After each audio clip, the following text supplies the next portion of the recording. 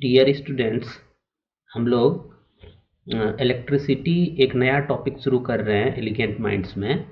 Electricity के बारे में अभी हम लोग देखेंगे। ये फिजिक्स का चैप्टर है और इसमें सबसे पहले हम लोग देखेंगे इलेक्ट्रिक करंट क्या होता है, सर्किट डायग्राम क्या होता है, पोटेंशियल डिफरेंस क्या होता है। अच्छा, हम सभी कंपोनेंट्स को कैसे रिप्रेजेंट करते हैं, ये सभी चीज़ अभी हम लोग समझेंगे। ठीक है। ये इलेक्ट्रिसिटी चैप्टर 11th है जो कि हम लोग पढ़ने जा रहे हैं। इसमें कुछ शुरू में कुछ इम्पोर्टेंट डिफिनेशन है और कुछ टर्म है, जैसे इलेक्ट्रिक करंट क्या है, सर्किट क्या है। तो ये सब चीज़ का जो डिफिनेशन है वो अलग से हम लिख के रखे हैं। और आप चाहें तो इसी बुक से वो हम नोट्स बनाए हैं, तो आपको कोई दिक्कत नहीं होगा। आप जब ये बुक पढ़ेंगे तो आपको समझ में आसानी से आएगा। तो वन बाय वन करके हम लोग सभी चीज़ों को देख लेते हैं। ठीक है।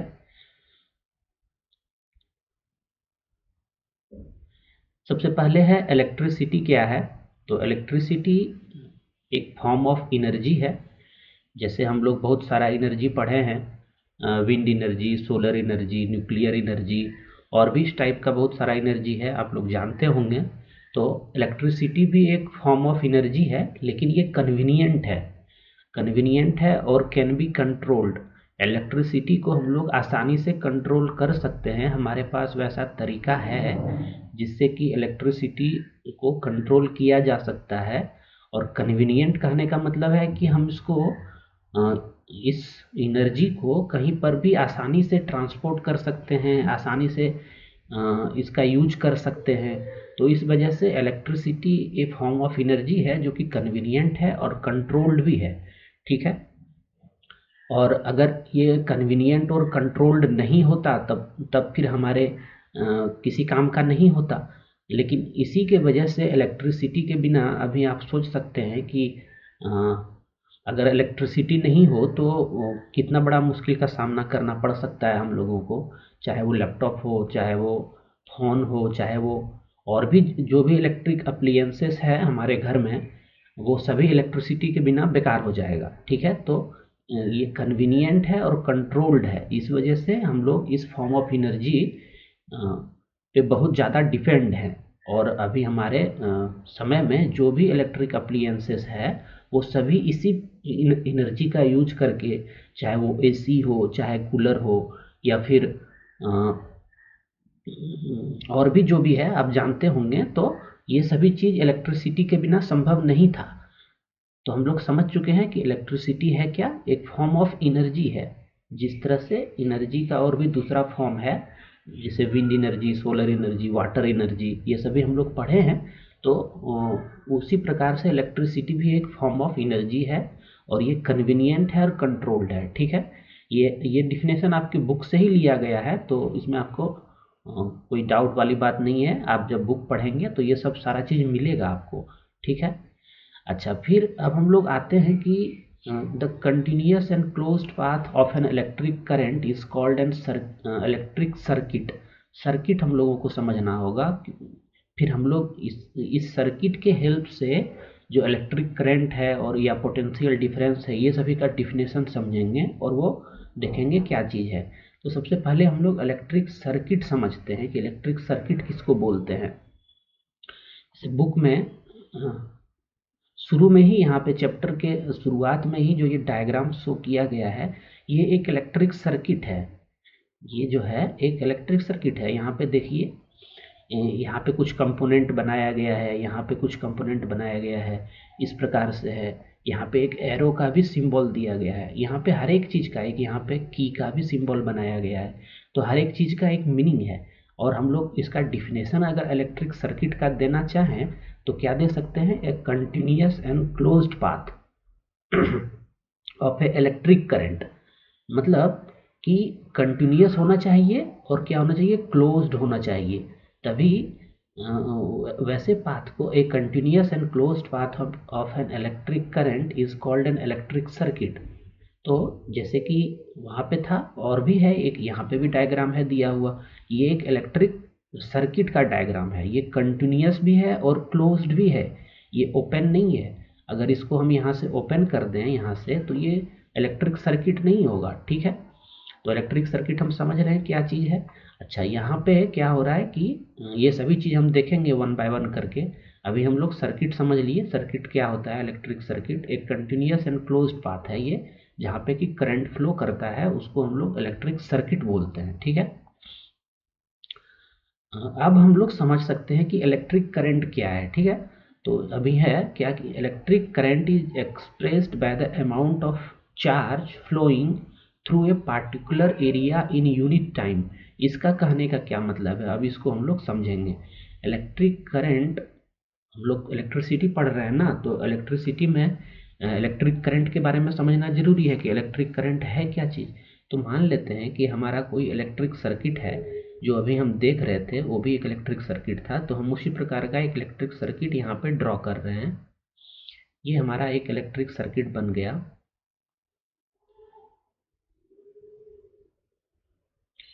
ये मान लेते हैं कोई एक इलेक्ट्रिक सर्किट है, ये यहाँ पे सेल है, सेल को इस प्रकार से हम लोग डिनोट करते हैं, ठीक है। ये इस सेल का पॉजिटिव टर्मिनल है और ये इस सेल का नेगेटिव टर्मिनल है, और करंट यहाँ से फ्लो कर रहा है, ठीक है। ये बल्ब है। अब इलेक्ट्रिक करंट क्या चीज़ है कि electric current is expressed by the amount of charge flowing through a particular area in unit time. यहाँ पे देखिए हो क्या रहा है ना कि ये जो वायर है ये किस चीज़ से बना हुआ है? ये मेटल से बना हुआ है, क्योंकि मेटल जो है वो good conductor of electricity and heat होता है। ये हम लोग जानते हैं, ये हम लोग पढ़े हैं प्रीवियस क्लास में। तो ये वायर मेटल से बना हुआ है, और ये मेटल के प्रॉपर्टी में हम लोग जो पढ़े थे कि इसके पास फ्री इलेक्ट्रॉन होता है जो कि मूव कर सकता है। तो क्या हो रहा है ना, ये यहाँ पे क्या हो रहा है कि इलेक्ट्रॉन फ्लो हो रहा है, ठीक है। अब ये जो मेटल है इसमें एटम्स हैं, उसमें इलेक्ट्रॉन प्रोटॉन न्यूट्रॉन भी होगा, और इलेक्ट्रॉन जो है मेटल्स का फ्री रहता है, फ्रीली मूव कर सकता है, जबकि नॉन मेटल का मूव नहीं कर सकता है। तो ये जो फ्री इलेक्ट्रॉन्स है ये ईजिली इस मेटल्स में, मेटेलिक वायर में फ्रीली मूव कर सकता है। और इलेक्ट्रॉन जब मूव कर रहा है तो हम लोग जानते हैं कि इलेक्ट्रॉन पे कितना चार्ज होता है। इलेक्ट्रॉन पे, एक इलेक्ट्रॉन पे चार्ज जो होता है वो कितना होता है, ये आप लोग देखे होंगे।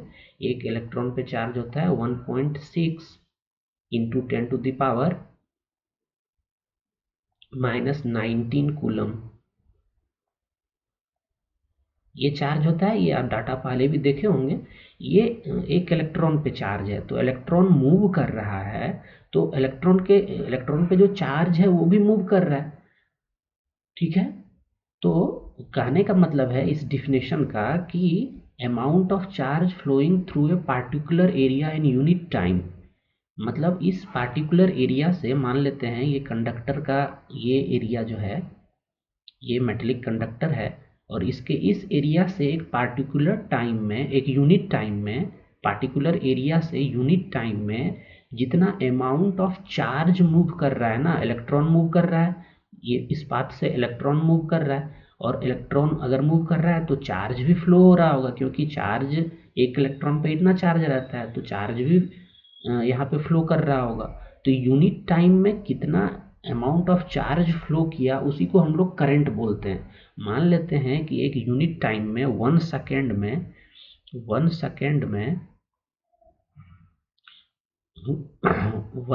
में इस पार्टिकुलर एरिया से 5 कूलम का चार्ज मूव किया, 5 कूलम का चार्ज मूव कर रहा है।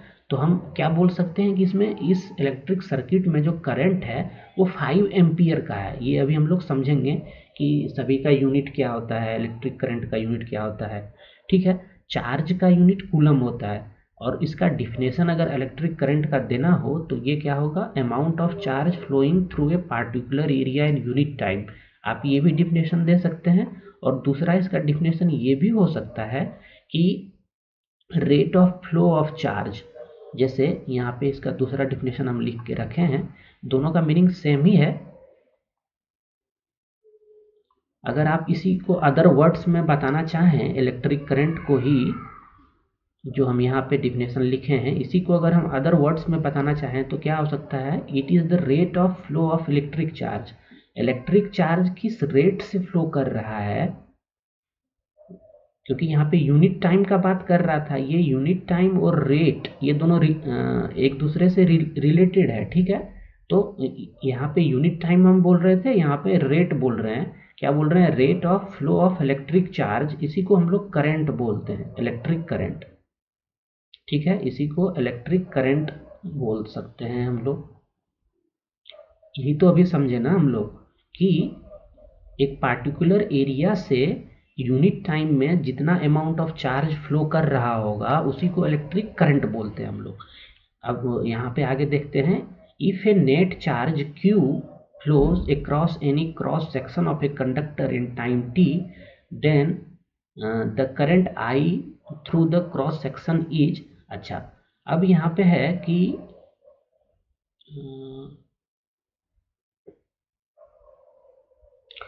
यहाँ पे जो हम अभी डायग्राम देख रहे थे कि ये हमारा इस प्रकार से एक सर्किट डायग्राम है, जिसमें कि ये एक सेल का सिंबल है, और यहाँ पे क्या हो रहा है कि एक बल्ब ग्लो कर रहा है। बल्ब ग्लो क्यों कर रहा है? क्योंकि इसमें इलेक्ट्रिक करंट फ्लो हो रहा है। अब इलेक्ट्रिक करंट जो फ्लो हो रहा है उसका करंट का डिफिनेशन क्या था? अभी क्या देखे हम लोग कि amount of charge flowing, rate of charge, किस रेट से चार्ज फ्लो कर रहा है किसी पार्टिकुलर एरिया में, उसी को हम लोग करंट बोलते हैं, ठीक है। तो अब करंट को अगर हमको डिनोट करना होगा ना, करंट को कहीं पर भी डिनोट करना होगा तो करंट को हम लोग आई से डिनोट करते हैं, ठीक है। करंट को हम लोग आई से डिनोट करते हैं। अच्छा, करंट का एक यूनिट भी होता है।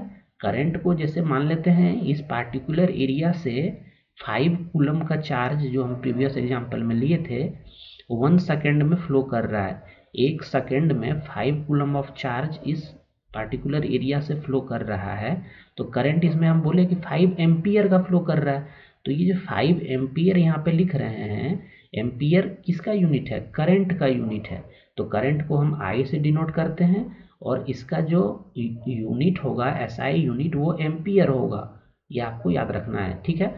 उसी तरह चार्ज जो हम बोल रहे हैं, ये चार्ज किस पे है? इलेक्ट्रॉन पे चार्ज है। चार्ज आप जानते होंगे, पॉजिटिव चार्ज हो सकता है और नेगेटिव चार्ज हो सकता है।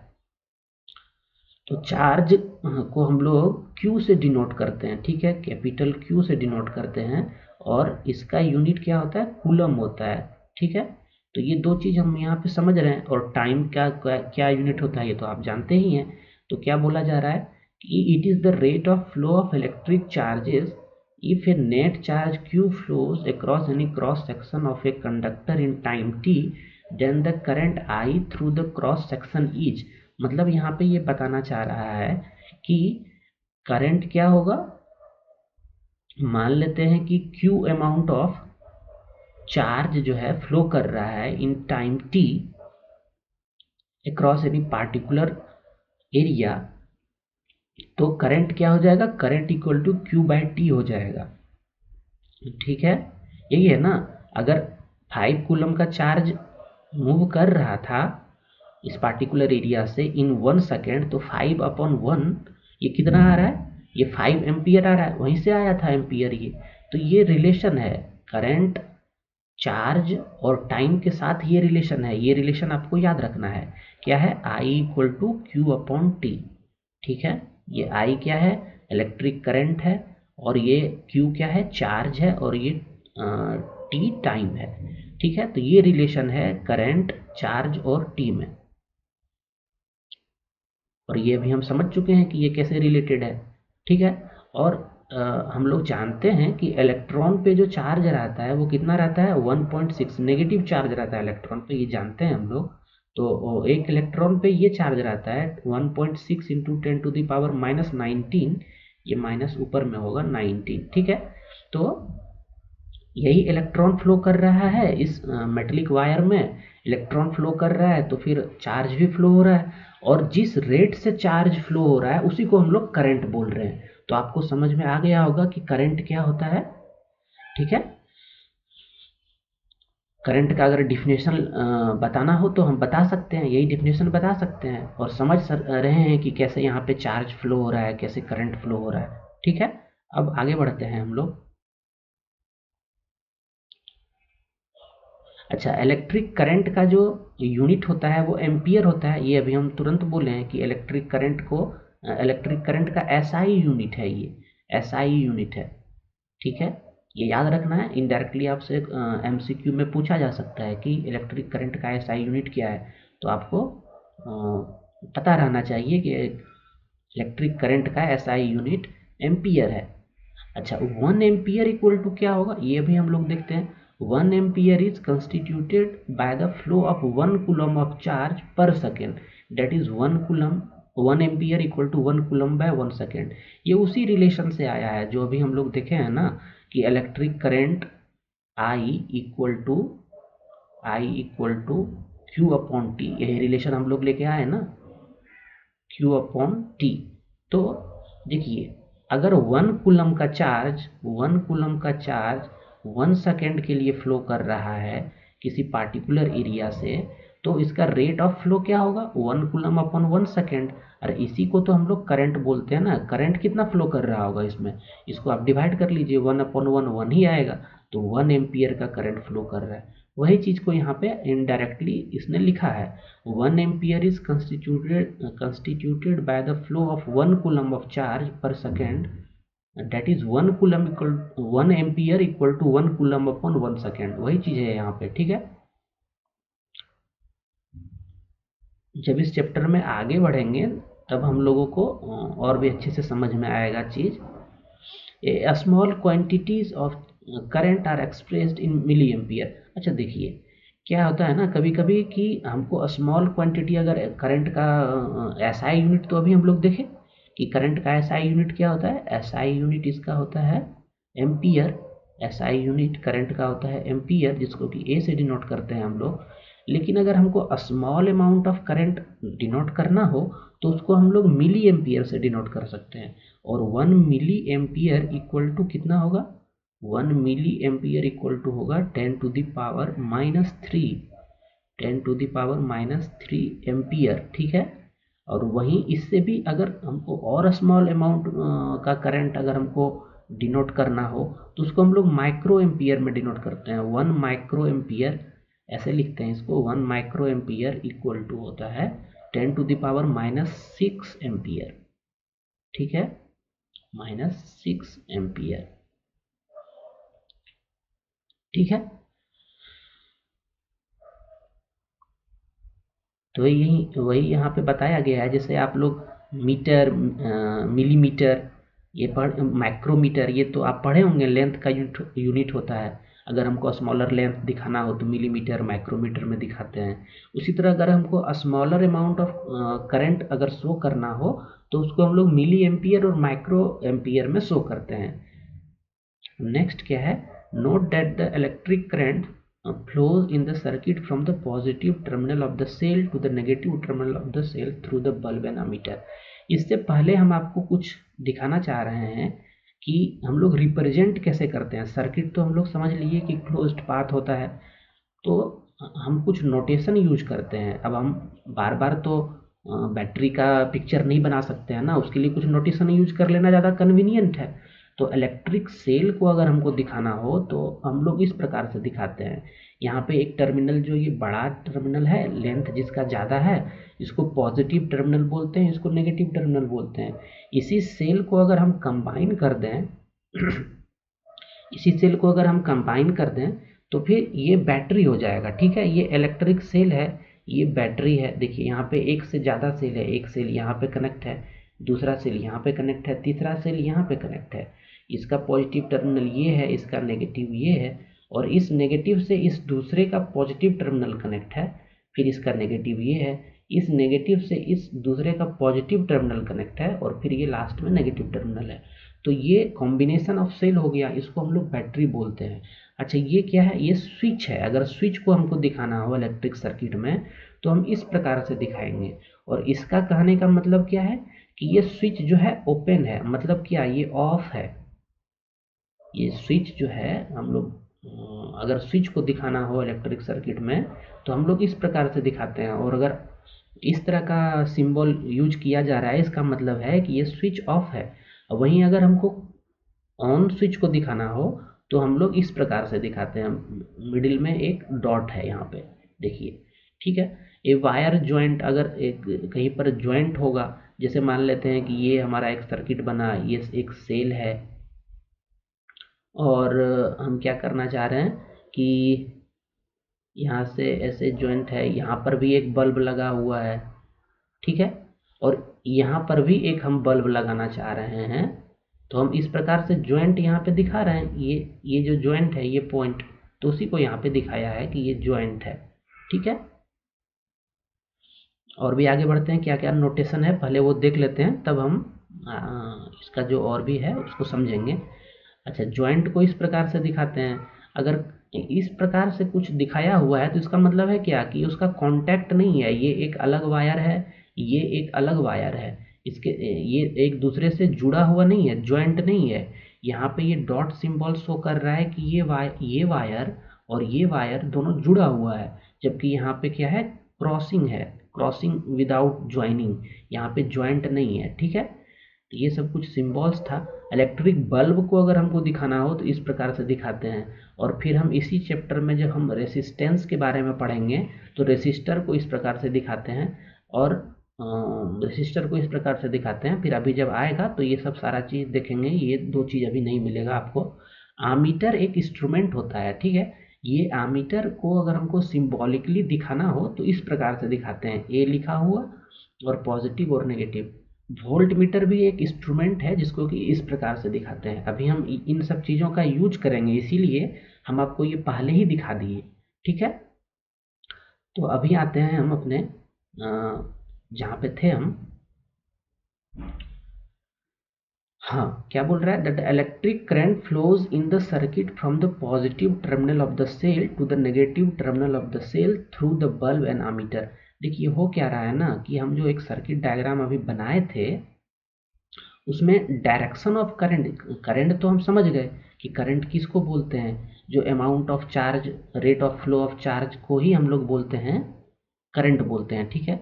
Rate of flow of charge को हम लोग करंट बोलते हैं कि किस रेट से चार्ज फ्लो कर रहा है। अगर हमको डायरेक्शन पता करना हो कि करंट का डायरेक्शन, जैसे ये एक बल्ब है, इसीलिए हम आपको बल्ब दिखा दिए पहले ही कि बल्ब को हम कैसे डिनोट करते हैं, ठीक है। आप चाहें तो यहाँ पे एक की भी लगा सकते हैं। ये पॉजिटिव टर्मिनल है सेल का, ये नेगेटिव टर्मिनल है, इसको आप कनेक्टेड समझिएगा, ठीक है। तो हो क्या रहा है ना कि ये बल्ब ग्लो कर रहा है। अब बल्ब ग्लो कर रहा है और इसमें क्या हो रहा है कि इलेक्ट्रॉन फ्लो हो रहा है। इलेक्ट्रॉन जो फ्लो हो रहा है, चार्ज फ्लो हो रहा है, और जिस रेट से चार्ज फ्लो हो रहा है उसी को हम लोग करंट बोलते हैं। ये हम लोग समझ चुके हैं कि I equal to q upon t होता है, ये हम लोग समझ चुके हैं। लेकिन मतलब इस करंट का डायरेक्शन क्या होगा, अगर ये हमको समझने का ज़रूरत है तो हम हमेशा पॉजिटिव टर्मिनल देखेंगे सेल का कि पॉजिटिव टर्मिनल कौन सा है, पॉजिटिव टर्मिनल ये है। तो करंट जो हमारा फ्लो होगा ना, हमेशा positive terminal of the cell से निकल के negative terminal of the cell की तरफ जाएगा। ये पॉजिटिव टर्मिनल से निकला करंट, इधर फ्लो होते हुए इधर गया, और फिर इधर आते हुए ये नेगेटिव टर्मिनल में चला गया। तो करंट का डायरेक्शन अगर हमको देखना हो, ये आई करंट यहाँ पे फ्लो कर रहा है मान लेते हैं कोई भी, तो आई करंट किस डायरेक्शन में फ्लो करेगा, हमेशा positive terminal of the cell to the negative terminal of the cell follow करेगा, ठीक है। ये बात समझ चुके हैं हम लोग, करंट समझ लिए करंट क्या होता है, फिर करंट का डायरेक्शन भी समझ लिए कि करंट का डायरेक्शन कैसे होगा, positive terminal of the cell to the negative terminal of the cell होगा, ठीक है। अब देखते हैं आगे क्या है।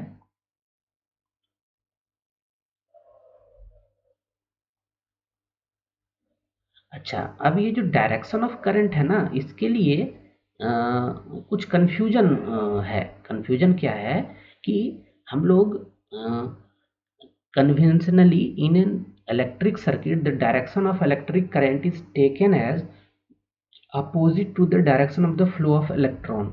इसको समझते हैं हम लोग, और इस स्टेटमेंट को भी पढ़ लेते हैं पहले। Electrons were not known at the time when the phenomena of electricity was first observed. So electric current was considered to be the flow of positive charges, and the direction of flow of positive charges was taken to be the direction of electric current. देखिए क्या हुआ है इसको कि electron उस समय discover हुआ नहीं था। जिस समय इलेक्ट्रॉन से पहले ही इलेक्ट्रिसिटी का डिस्कवरी हो चुका था, ठीक है। तो उस समय सिर्फ प्रोटॉन के बारे में लोग जानते थे कि ये प्रोटॉन होता है, और प्रोटॉन जो है वो एक पॉजिटिव चार्ज है। तो उस समय तो इलेक्ट्रॉन के बारे में लोग जानते नहीं थे। तो जो इलेक्ट्रिसिटी डिस्कवर हुआ तो सभी को लगा कि जो प्रोटॉन फ्लो कर रहा है ना, उसी की वजह से ये इलेक्ट्रिसिटी जनरेट हो रहा है, या इलेक्ट्रिसिटी उसी इलेक्ट्रिक करंट उसी को बोलते हैं, ठीक है। तो ये पॉजिटिव टर्मिनल था, ये नेगेटिव टर्मिनल था सेल का। तो अगर प्रोटॉन हम कैसा जानते हैं, प्रोटॉन पॉजिटिव पार्टिकल है और इलेक्ट्रॉन नेगेटिव पार्टिकल है। उस समय तो इलेक्ट्रॉन का डिस्कवरी हुआ नहीं था और इलेक्ट्रिसिटी का डिस्कवरी हो चुका था। तो प्रोटॉन पॉजिटिव पार्टिकल है। कोई भी जो पॉजिटिव पार्टिकल होगा वो हमेशा पॉजिटिव में रिपल्सन ही होता है, ये आप जानते होंगे। आप इस चीज़ को ऐसे समझ सकते हैं। और पॉजिटिव नेगेटिव में अट्रैक्शन होता है, जबकि अगर सेम चार्ज रहेगा तो उसमें रिपल्सन होगा, ये आप पढ़े होंगे पहले, रिपल्सन होगा। तो ये पॉजिटिव टर्मिनल है और प्रोटॉन भी हमारा पॉजिटिव पार्टिकल है। तो पहले लोगों ने सोचा कि ये जो प्रोटॉन है ना, फ्लो कर रहा है, इस डायरेक्शन से फ्लो कर रहा है, ये प्रोटॉन इस डायरेक्शन से फ्लो कर रहा है, और यही जो है यही करंट का डायरेक्शन है। जिधर से प्रोटॉन फ्लो कर रहा है जिस डायरेक्शन से, उसी डायरेक्शन से करंट भी फ्लो कर रहा है। मतलब प्रोटॉन इस डायरेक्शन में फ्लो कर रहा है तो आई करंट भी इसी डायरेक्शन से फ्लो कर रहा है। लेकिन बाद में जब इलेक्ट्रॉन का डिस्कवरी हुआ, तब हम लोगों को पता चला कि नहीं, प्रोटॉन तो मूव नहीं करता है, प्रोटॉन तो न्यूक्लियस में रहता है। इलेक्ट्रॉन जो है वो तो ऑर्बिट करता है ना न्यूक्लियस को, और इलेक्ट्रॉन मेटल का जो है वो फ्रीली मूव कर सकता है। इस वजह से इस सर्किट में क्या हो रहा है कि इलेक्ट्रॉन मूव कर रहा है, और इलेक्ट्रॉन मूव कर रहा है तो इलेक्ट्रॉन के साथ चार्ज भी फ्लो हो रहा है। चार्ज फ्लो हो रहा है तो फिर करंट वो जनरेट कर रहा है। जिस रेट से चार्ज फ्लो हो रहा है उसी को करंट बोलते हैं हम लोग। तो जब चार्ज फ्लो हो रहा है तो करंट भी फ्लो हो रहा है इस सर्किट में। तब फिर इलेक्ट्रॉन अब इस डायरेक्शन से तो फ्लो नहीं करेगा। इलेक्ट्रॉन तो हमेशा क्या होगा, इलेक्ट्रॉन का जो डायरेक्शन होगा फ्लो का, वो क्या होगा, इस नेगेटिव टर्मिनल से इधर से निकलेगा इलेक्ट्रॉन, ठीक है। और फिर ये इधर जाते हुए, इधर से जाते हुए, इधर आते हुए ये पॉजिटिव टर्मिनल की तरफ जाएगा। तो ये इलेक्ट्रॉन का डायरेक्शन है, ठीक है। लेकिन जो हम लोग करंट का डायरेक्शन जो हम पहले मान रहे थे, उसी को अभी भी मान रहे हैं, ठीक है। कन्वेंशनली हम लोग जो पहले लिया जा रहा था करंट का डायरेक्शन, वही डायरेक्शन अभी भी है। तो करंट का डायरेक्शन देखिए, करंट का डायरेक्शन हम लोग क्या मान रहे हैं, इस डायरेक्शन से है। इसको क्लॉकवाइज आप बोल सकते हैं। तो करंट का डायरेक्शन इस सर्किट डायग्राम में इस डायरेक्शन से है, जबकि इलेक्ट्रॉन एक्चुअली नेगेटिव टर्मिनल से इधर पॉजिटिव टर्मिनल की तरफ जा रहा है। तो मतलब करंट का डायरेक्शन और इलेक्ट्रॉन का डायरेक्शन ये दोनों अपोजिट है, वही यहाँ पे बोलना चाह रहा है। In an electric circuit, the direction of electric current is taken as opposite to the direction of flow of electrons. मतलब जिस डायरेक्शन में इलेक्ट्रॉन फ्लो कर रहा है उसके जस्ट अपोजिट डायरेक्शन में हम लोग कन्वेंशनली यूज कर रहे हैं डायरेक्शन ऑफ करंट को, ठीक है। ये समझ गए होंगे, और ये ऐसा क्यों हो रहा है ये भी आप समझ गए होंगे। अब हम लोग नेक्स्ट टॉपिक की तरफ बढ़ते हैं।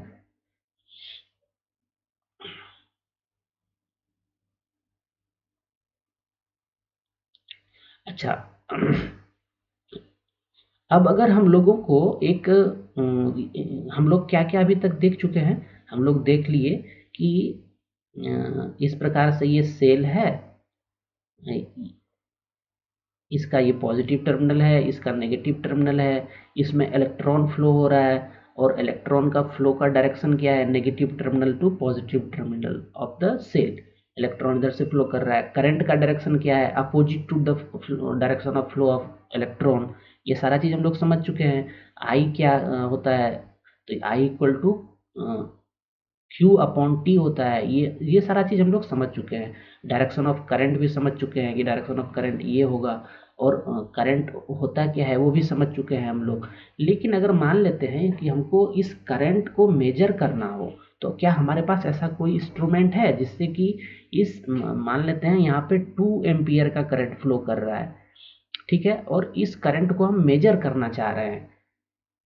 हमको पता नहीं है कि इसमें कितना अमाउंट का करंट फ्लो कर रहा है, तो हमारे पास एक इंस्ट्रूमेंट है, होता है हमारे पास, जिससे कि हम मेजर ये कर सकते हैं कि इस सर्किट में कितना अमाउंट का करंट फ्लो कर रहा है। उसी को आमीटर बोलते हैं, जो अभी हम आपको दिखाए थे, जिसका सिंबल आपको दिखाए थे, ए से डिनोट करते हैं, ठीक है। तो ये आमीटर से हम लोग क्या करते हैं कि इस सर्किट में कितना अमाउंट ऑफ करंट फ्लो हो रहा है वो हम लोग मेजर कर सकते हैं, और ये हमको रीडिंग देगा। उससे हमको पता चलेगा कि इसमें 2 एम्पियर का करंट फ्लो हो रहा है, या 3 एम्पियर का हो रहा है, या 5 एम्पियर का हो रहा है। लेकिन इसके साथ एक कंडीशन है कि इस आमीटर को ऑलवेज हम लोग सीरीज में कनेक्ट करते हैं। सीरीज कहने का मतलब क्या है कि देखिए यहाँ पे ये बल्ब कनेक्ट था और इसके साथ ही ये कनेक्ट है, ठीक है, ये सीरीज कनेक्शन है, ठीक है, ये सीरीज में है कनेक्टेड। वहीं पे एक और इंस्ट्रूमेंट पढ़ेंगे जिसको कि हम लोग पैरेलल में कनेक्ट करते हैं, ये सीरीज में है। आमीटर को हम लोग हमेशा सीरीज में कनेक्ट करते हैं। ये जब आगे बढ़ेंगे हम इस चैप्टर में, तो उस समय हम लोग समझेंगे कि इसको सीरीज में क्यों कनेक्ट किया जाता है, ठीक है। अभी हम वो चीज़ नहीं समझ सकते हैं, इसलिए अभी हम वो एक्सप्लेन नहीं कर रहे हैं। अभी हम बस इतना जान रहे हैं कि आमीटर इंस्ट्रूमेंट से हम लोग किसी भी सर्किट में कितना अमाउंट ऑफ करंट फ्लो हो रहा है ये मेजर कर सकते हैं, और आमीटर को हम लोग हमेशा सीरीज में कनेक्ट करेंगे, ठीक है। ये स्टेटमेंट आप याद रखिएगा। इसमें जो भी चीज़ हम लिख रहे हैं ना वो बहुत ही इंपॉर्टेंट है, इसीलिए हम इसको यहाँ पे सबसे पहले नोट्स बना के और फिर आपको एक्सप्लेन कर रहे हैं, ताकि जो अननेसेसरी चीज़ है या फिर जो आप खुद से समझ सकते हैं वो हम यहाँ पे एक्सप्लेन हमको करने का ज़रूरत नहीं पड़े, ठीक है। तो करंट के बारे में हम लोग लगभग सारा चीज़ समझ चुके हैं। अच्छा, अब हम लोग समझेंगे कि पोटेंशियल के बारे में समझेंगे, ठीक है। पोटेंशियल के बारे में समझेंगे, ये भी आसान है, कुछ दिक्कत नहीं है। हम सभी चीज़ को हम एक्सप्लेन कर देंगे आपको कि ये कैसे है। देखिए, अब हम लोग करंट के बारे में जान चुके हैं कि करंट क्या होता है, डायरेक्शन ऑफ करंट क्या होता है, करंट को मेजर करने के लिए कौन सा इंस्ट्रूमेंट यूज़ करते हैं, ठीक है, इलेक्ट्रॉन का डायरेक्शन क्या होता है, ठीक है। अब है कि the electron moves only if there is a difference of electric pressure called the potential difference along the conductor. अब फिर से हम ये डायग्राम को बनाएंगे। देखिए, ये डायग्राम हम बार बार बनाना पड़ रहा है, क्योंकि इसी के हेल्प से हम एक्सप्लेन कर पा रहे हैं। इसीलिए हम आपको सबसे पहले वो सिंबल वाला सारा चीज़ बता दिए। ये एक सेल बना दिए हम, ये हमारा एक इलेक्ट्रिक सर्किट है, ये बल्ब है, ठीक है। करंट के बारे में तो हम लोग समझ चुके हैं कि करंट यहाँ ये पॉजिटिव टर्मिनल है इस सेल का, और ये नेगेटिव टर्मिनल है। इस पॉजिटिव टर्मिनल से करंट का डायरेक्शन क्या होगा, इधर से पॉजिटिव टू नेगेटिव जाता है करंट हमेशा, तो इधर से जाते हुए ये इधर आ जाएगा करंट, ठीक है। मतलब ये करंट इस डायरेक्शन से फ्लो कर रहा है। और करंट को अगर हमको इसका अमाउंट पता करना हो तो क्या होता है, क्यू अपॉन टी होता है, क्यू अपॉन टी होता है करंट। इसका डायरेक्शन भी पता है, करंट का इस डायरेक्शन से फ्लो कर रहा है। और करंट फ्लो क्यों कर रहा है, क्योंकि इलेक्ट्रॉन फ्लो कर रहा है, इलेक्ट्रॉन फ्लो कर रहा है तो चार्ज भी फ्लो हो रहा है। अब जिस रेट से वो चार्ज फ्लो हो रहा है उसी को हम लोग करंट बोल रहे हैं। अब दिक्कत यहाँ पे ये है कि ये इलेक्ट्रॉन अपने आप तो नहीं मूव कर रहा है, कोई तो है यहाँ पे जो कि इलेक्ट्रॉन को मूव करा रहा है। इलेक्ट्रॉन का डायरेक्शन जो मूव करने का होगा वो क्या होगा, इधर से होगा ना, opposite to direction of current होगा। तो मतलब इलेक्ट्रॉन हमारा इस डायरेक्शन से मूव कर रहा है, ठीक है। और इस इलेक्ट्रॉन को मूव कौन करा रहा है, इलेक्ट्रॉन यहाँ से ऐसे निकला होगा, ऐसे ऐसे ऐसे ऐसे मूव कर रहा होगा इस डायरेक्शन में। इस इलेक्ट्रॉन को कोई ना कोई तो मूव करा रहा होगा, अपने आप तो मूव करेगा नहीं। तो जिस ये इलेक्ट्रॉन जो मूव कर रहा है ना वो because of potential difference move कर रहा है, ठीक है। पोटेंशियल डिफरेंस ये क्या चीज़ है, आप इस चीज़ को ऐसे समझ सकते हैं कि जैसे मान लेते हैं कि कोई एक पाइप है, ठीक है, इसमें पानी रखा हुआ है, वाटर इसमें फील्ड है, ठीक है। और ये सेम हाइट पर है, इधर से भी है ये 2 मीटर पे है और इधर से भी ये 2 मीटर पे है, सेम हाइट पर इसको हम रखे हुए हैं।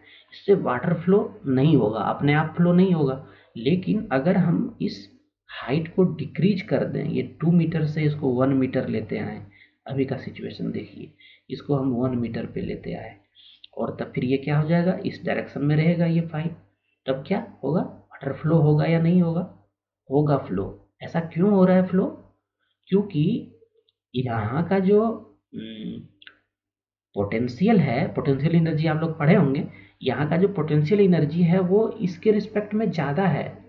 और क्या हो रहा है कि ग्रेविटी यहाँ क्या कर रहा है कि वाटर को इस डायरेक्शन से फ्लो करा रहा है। ठीक है, जब तक ये हॉरिजॉन्टल था तब तक फ्लो नहीं कर रहा था। मतलब यहाँ पे प्रेशर कौन क्रिएट कर रहा है, ग्रेविटी प्रेशर क्रिएट कर रहा है और ये वाटर फ्लो हो रहा है। उसी प्रकार से जब करंट, इलेक्ट्रॉन यहाँ पे फ्लो हो रहा है या करंट यहाँ पे फ्लो हो रहा है, तो कोई ना कोई तो यहाँ तो एक प्रेशर क्रिएट कर रहा होगा जिसकी वजह से कि ये करंट फ्लो हो रहा है, और उसी को हम लोग पोटेंशियल बोलते हैं। यहाँ ग्रेविटी से कुछ लेना देना नहीं है, ठीक है। तो हम लोग उसको पोटेंशियल बोलते हैं। ये पोटेंशियल प्रेशर क्रिएट कर रहा है, पोटेंशियल डिफरेंस जो है इस सर्किट में, उसके वजह से इलेक्ट्रॉन मूव कर रहा है, इलेक्ट्रॉन मूव कर रहा है, चार्ज भी मूव हो रहा है, चार्ज मूव हो रहा है, तो करंट फ्लो हो रहा है। ठीक है, तो ये देखिए जो पॉजिटिव है ना, ये हाइयर पोटेंशियल पे है। ये जो पॉजिटिव टर्मिनल है सेल का, ये हाइयर पोटेंशियल पे है, जबकि ये नेगेटिव टर्मिनल जो है ये लोअर पोटेंशियल पर है। ये सब चीज़ हम लोग समझेंगे, अभी बस हम लोग ये समझ लेते हैं कि the electrons move only if there is a difference of electric pressure, और इसी इलेक्ट्रिक प्रेशर को हम लोग पोटेंशियल डिफरेंस बोलते हैं। ठीक है, the difference of potential may be produced by battery consisting of one और मोर इलेक्ट्रिक सेल। और यहाँ पे ये पोटेंशियल डिफरेंस कौन प्रोड्यूस कर रहा है, ये सेल प्रोड्यूस कर रहा है। या मान लेते हैं बहुत सारा सेल हम लगा दिए, तो जो बैटरी है वो पोटेंशियल डिफरेंस क्रिएट कौन करेगा, बैटरी करेगा, और उसी पोटेंशियल डिफरेंस की वजह से यहाँ पे चार्ज मूव हो रहा है और करंट मूव हो रहा है। इनडायरेक्टली बोले तो करंट मूव हो रहा है इसी पोटेंशियल डिफरेंस की वजह से। ठीक है, आगे बढ़ते हैं हम लोग। अब क्या है, we define the electric potential between 2 points in an electric circuit carrying some current as the work done to move a unit charge from one point to another। अब अगर हमको डिफिनेशन बताना हो इलेक्ट्रिक पोटेंशियल डिफरेंस का, ये जो circuit था हमारा, हम बोले ना कि ये हायर पोटेंशियल पे है, ये लोअर पोटेंशियल पर है, तो डिफरेंस है पोटेंशियल में, और पोटेंशियल डिफरेंस रहेगा तभी करंट फ्लो करेगा। तो ये 2 points in electric circuit carrying some current. अच्छा, पोटेंशियल डिफरेंस को अगर हमको डिफाइन करना हो तो क्या बोल सकते हैं हम लोग, the work done to move a unit charge from one point to another. अब चार्ज जो मूव हुआ था, इलेक्ट्रॉन हमारा यहाँ से इधर मूव हो रहा था ना, इस डायरेक्शन से मूव हो रहा था, हम लोग बार बार देख रहे हैं कि इलेक्ट्रॉन इस डायरेक्शन से निकला था, नेगेटिव से पॉजिटिव की तरफ गया था। तो एक पॉइंट से दूसरे पॉइंट तक ये जो चार्ज को ले जा रहा है, कौन ले जा रहा है, पोटेंशियल डिफरेंस ले जा रहा है। पोटेंशियल डिफरेंस है तभी चार्ज मूव कर रहा है। ठीक है, अब अगर यूनिट चार्ज को हमको 1 कूलम ऑफ चार्ज को अगर हमको मूव कराना हो एक पॉइंट से दूसरे पॉइंट तक, तो उसके लिए कुछ तो वर्क डन करना पड़ेगा ना, बिना अपने आप तो वो होगा नहीं। वो वर्क डन कौन कर रहा है, पोटेंशियल डिफरेंस कर रहा है। तो उसी वर्क डन को हम लोग पोटेंशियल डिफरेंस बोलते हैं। Work done to move a unit charge from one point to another in a circuit is called potential difference. आप इसको ऐसे डिफाइन कर सकते हैं, और अगर हमसे डिफिनेशन इसका पूछा जाता है तो हम कुछ इसी प्रकार से उसका डिफिनेशन लिखेंगे। मतलब पोटेंशियल डिफरेंस को हम जो करंट को डिनोट कर रहे थे, करंट को डिनोट करने के लिए हम लोग क्या नोटेशन यूज कर रहे थे, करंट को डिनोट करने के लिए हम लोग आई नोटेशन का यूज कर रहे थे, यहाँ रिवाइज भी होगा, और इसका एसआई यूनिट क्या था, एम्पियर था। उसी तरह पोटेंशियल डिफरेंस को पीडी, पोटेंशियल डिफरेंस को डिनोट करने के लिए हम लोग भी का यूज करेंगे। ठीक है, और भी का यूनिट, जो पोटेंशियल डिफरेंस का जो यूनिट होगा वो वोल्ट होगा, एसआई यूनिट इसका वोल्ट होगा। तो आप ये सब सारा डाटा याद रखिएगा, एमसीक्यू में आपसे पूछा जा सकता है। और अभी हम तुरंत क्या देखें कि पोटेंशियल डिफरेंस होता क्या है, तो work done upon charge, V equal to work done upon charge. यही पढ़े ना कि यूनिट चार्ज को मूव करने के लिए जो हमको वर्क डन करना पड़ेगा उसी को हम लोग पोटेंशियल डिफरेंस बोलते हैं। तो ये रिलेशन है पोटेंशियल डिफरेंस वर्क डन और चार्ज के बीच में। वहीं एक और रिलेशन हम लोग देखे हैं करंट I और Q और T के बीच में एक रिलेशन देखे हैं। तो ये सभी रिलेशन याद रखना है, न्यूमेरिकल जब आएगा तब हम लोग उसको सॉल्व करेंगे तो ये सभी रिलेशन यूज होगा। ठीक है। अच्छा, एक चीज और था कि करंट को मेजर करने के लिए हम लोग कौन सा इंस्ट्रूमेंट यूज कर रहे थे, आमीटर यूज कर रहे थे, जिसको कि हम लोग इस प्रकार से डिनोट किए थे, रिप्रेजेंट किए थे आमीटर, और इसको सीरीज में कनेक्ट कर रहे थे। वहीं हमको जब पोटेंशियल डिफरेंस मेजर करना होगा उसके लिए हम वोल्ट मीटर यूज करेंगे। एक इंस्ट्रूमेंट है वोल्ट मीटर, आमीटर जैसा ही, तो उसको यूज करेंगे पोटेंशियल डिफरेंस अगर मेजर करना होगा। ठीक है। और ये आमीटर को हम लोग सीरीज में कनेक्ट कर रहे थे, हम आपको दिखाए थे सीरीज में कनेक्ट कर रहे थे। इस पोटेंशियल मीटर को हमेशा हम लोग पैरेलल में कनेक्ट करेंगे। ठीक है, आगे बढ़ते हैं अब।